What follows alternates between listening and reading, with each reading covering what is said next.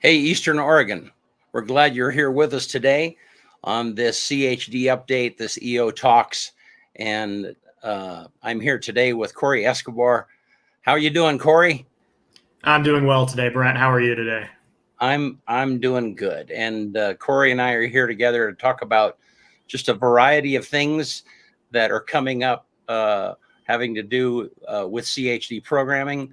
None of this is COVID related, though I would say for those people that might be tuning in for the most recent COVID conversation, that might be happening down the road a little bit. But today we're going to be talking about um, the MAT program, and part of that is part of the medication assisted treatment program is making Narcan accessible to uh, uh, people who might want to be able to dispense that in an emergency case, and then also suicide prevention. So it's great to have you with me today.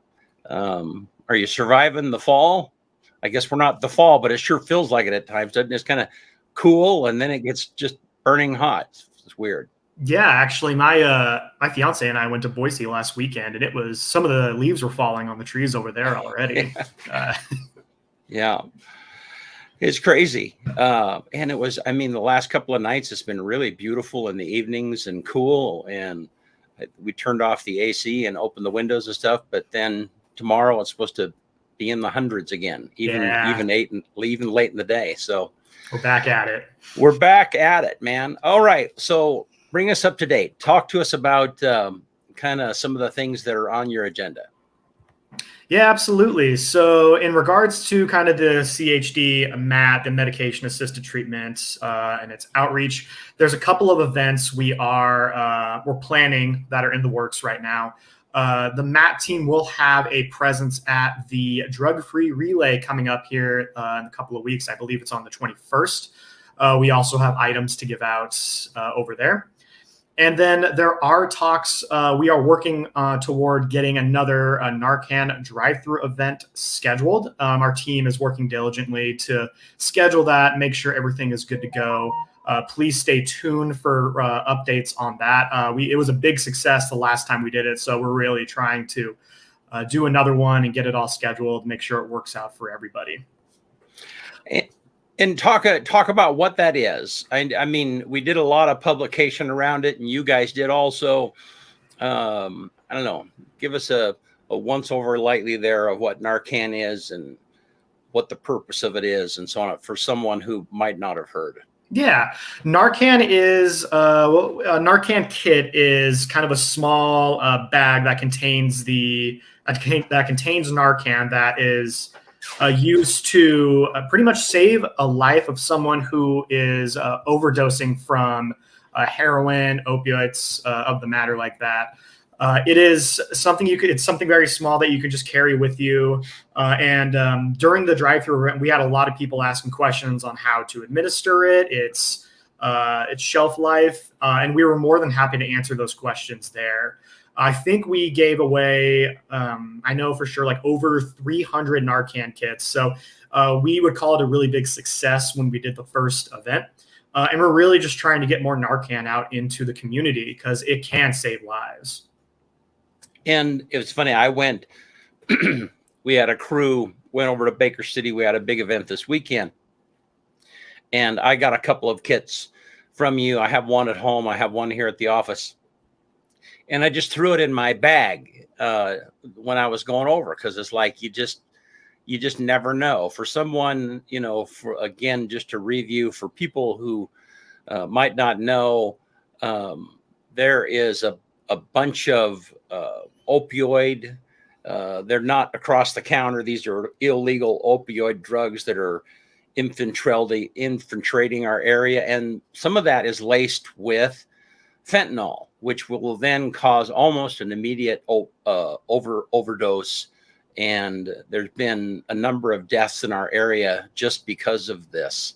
And so, in fact, one of my friends died from this. And so this is essentially a fire extinguisher to preserve the life of someone who is in the midst of an overdose. And, I mean, we can stand back and judge them, whatever's going on in their lives. But at the bottom line is you want to save their life. You gotta, let's keep them breathing, and we can deal with the rest of it down the road. But so it's a good thing. And I personally really appreciate you making me aware of that, me being a part of that. I like that.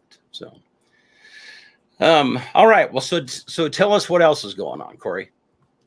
Yeah, in addition to those two, I want to kind of talk a little bit about a couple of trainings that CHD is planning on providing, which is, if for someone who hasn't heard of it, it's called QPR. It stands for Question, Persuade, and Refer. And I'm working on setting up a couple of these virtual trainings here in the month of September. And the entire training's focus is helping individuals identify the signs and behaviors of somebody experiencing thoughts of suicide, as well as learning about the methods to help prevent it. So we are working on getting that scheduled with the instructors and any participants that are willing. So that please keep an eye out for that. It is a phenomenal training. We will post it on our social media as well as our website, our chdinc.org website. If you are looking to attend, we do not have the dates set in September, but we know there is going to be 2. So please keep an eye out for it. And I'm sure that we're going to be doing plenty of outreach for those trainings as well. And Aaron and I talked 2 weeks ago kind of about this issue, and recognizing the signs when someone is in enough trouble that you might suspect that they are concerned about taking their life. And I don't know, that was it was a great conversation for me to have with Aaron. And, I just had never thought about, because there's we might have people come in and out of our lives, our loved ones, our families, or an employee, or whatever the case might be. And we can see that something has changed in them. But what are some of the signs that we need to look for if we're concerned about them maybe considering suicide?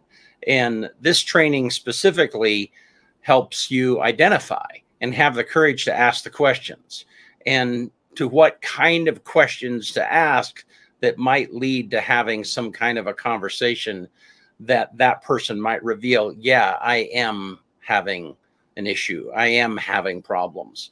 Am I kind of getting that right? No, you nailed it, Brent. This training it takes about 2 hours long, and it normally is supposed to be, in person. We recommend to do it in person, but with everything happening with COVID, we had to move it to online. And it's really good. It helps individuals learn about the signs of someone experiencing a potential suicide crisis. One thing about QPR is that it's not intended to be a form of complete counseling or treatment or anything like that. It's more intended to teach those who are in a position to recognize the warning signs, clues, and suicidal communications of people, as well as act on them to actually prevent a possible tragedy. I am usually in these trainings as kind of tech support in the background to make sure everything is working fine. So I've taken it several times, and the information that you get in this training is invaluable. It is phenomenal. And it seems like every time we do a training, near the end, we will actually kind of do a type of role play. Well, somebody will be role playing. 2 people will be doing a role play where one is what's called the gatekeeper, and the other one is the one experiencing these, suicidal thoughts. And it is really, really powerful how just a little bit of that role play, a little bit of just asking that question, and how difficult it originally is. You can learn about it all you want, but actually, asking somebody about that, really going into the topic is a whole different world. And for that, I cannot recommend this training enough. So you can kind of experience what that is like and kind of be a little bit more educated on how to really go around that. Have you Have you found yourself in a situation where you used that training, or where you were alert to someone that, hey, maybe this friend of mine is having some issues and I need to kind of zoom in on this a little bit? Fortunately, I haven't. So I haven't. We look at QPR very similar to how we look at like CPR. It is something you can learn. It doesn't take all too much to really go through the training. And then it kind of just sits in your back pocket there with that experience, and you kind of hope to, it never comes a time that you need to administer something like this, but knowing that you have that information is key, is vital. So that's one big comparison we do with QPR. It's kind of like CPR in a way, where you can learn all about it, but in the situation, you hope to not use it, but when the time comes, you can have the necessary questions and the skills to go through it. And what does QPR stand for? Do you know? QPR stands for question, persuade, and refer. It's the three big steps that you're going to be learning upon taking the training. Kind of how to ask the right questions, how to get the person to kind of know that you understand, and then refer them to a program or somebody that can really, really help. Yeah. Well, that's awesome. And how much does this cost, Corey? The cost is absolutely free. It's free to everybody that signs up. For online trainings, we try to do just a max of 10 people. But yeah, it's completely free. And when we set the dates, we're going to be posting the links to sign up on our social media websites as well. So with that too, we find that 10 is kind of just the optimal amount for an online training. And then upon completion of the training, you get a certificate. You get a kind of a magnet that has the CHD phone numbers, that has their crisis line. And then you also get this QPR pamphlet of information, kind of like it's just a little booklet of just all the valuable information you're going to be learning. It's great. So you get certificates and everything like that upon completing it. Highly recommended.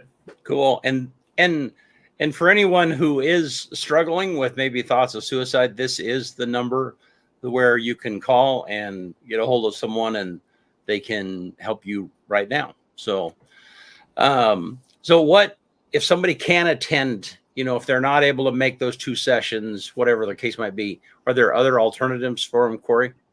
Yeah, there absolutely is. The instructor that I've been working with has been just absolutely amazing and flexible with scheduling. So if you are interested in attending, but you cannot make those 2 trainings that we're going to be posting, feel free to send me an email, which I believe Brent will pull up here soon. And yeah, we can talk and we can try to get something scheduled to where we can find one that'll work for you.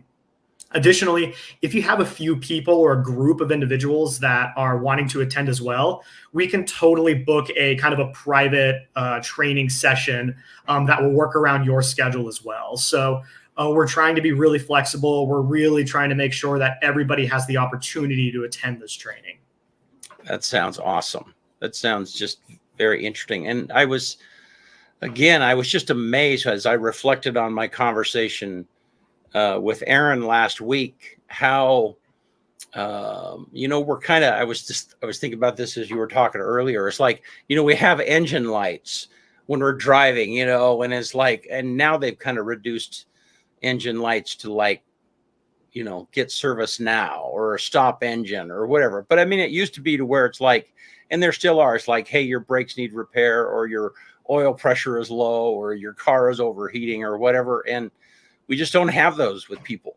And, some people in their grief, or some people in their whatever they might be going through there, some of it might be very obvious for them. I mean, they might just say openly to somebody, hey, I don't want to live any longer, And then there are other people where they'll just very quietly start getting rid of their things, or they'll start, and so there are just little signs that I could imagine this training kind of helps with.